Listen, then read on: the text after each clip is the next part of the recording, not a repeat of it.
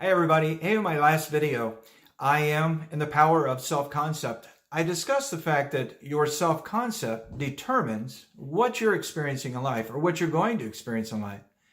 The I am, or consciousness, it's ever working to display this concept that you hold of yourself. I am is your feeling of awareness.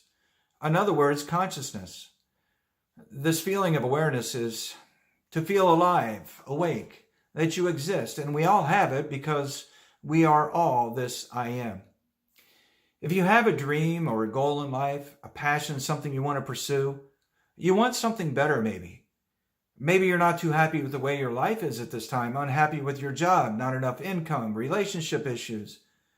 Well, then we need to take a serious look at changing your self-concept.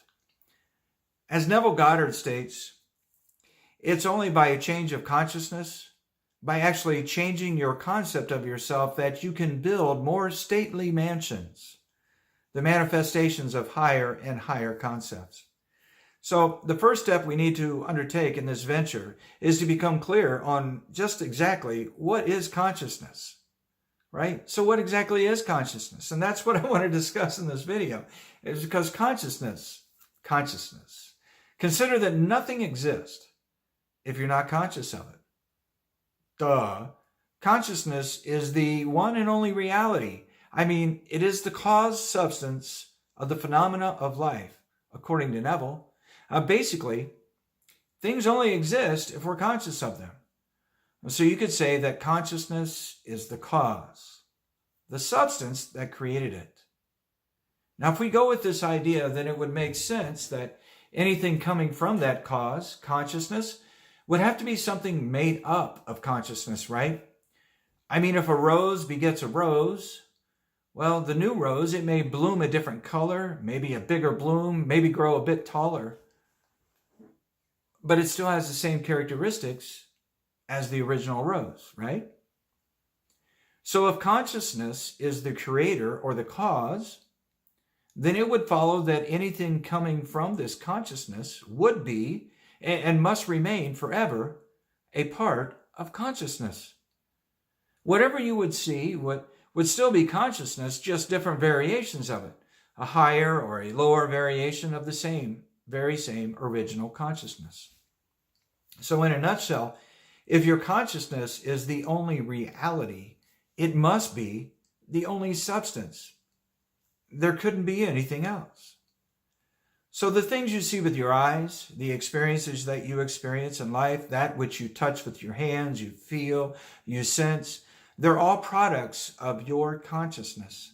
Even nature itself is a part of your consciousness. It's all connected. You and your world, it's all one. So what this is telling us is that we need to take our eyes off the things outside of us and become more focused on the source of it all. And that resides within us, our very own consciousness. That is, if we want to realize our fondest dreams or desires. This consciousness, it has no motive of its own. Its only task is to manifest your concept, the arrangement of your mind. Your mind is always arranged in the image of all you believe and consent to be true. And that's why in my online course, Yes You Can, we spend 3 of the 5 weeks of the course discussing beliefs and their origins. Let's look at the multimillionaire, the person on food stamps, the prisoner in jail. They're not different minds. They're all the same mind. They're just different arrangements, right, of the same mind. Neville used the analogy of a magnetized piece of steel.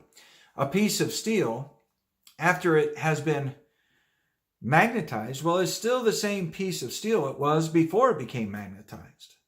The difference is in the order of its molecules. Think about it. When a piece of steel is demagnetized, its electrons have not stopped moving. Therefore, the magnetism has not gone out of existence. It's still there. There's just a rearrangement of the particles so that they produce no more attraction or magnetic pull. The particles are all mixed up, right? They're running in all different directions. They're in total disarray.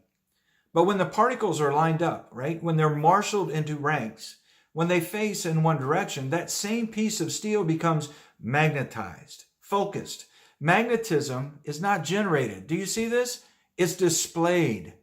So wealth, health, disposition in life, it's not created.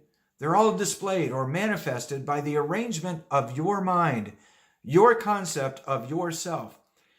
This is why I stress in my online course, Yes You Can, that we all need to become self-aware, in control of our emotions and beliefs, because our consciousness will manifest that concept you hold of yourself. It is motiveless.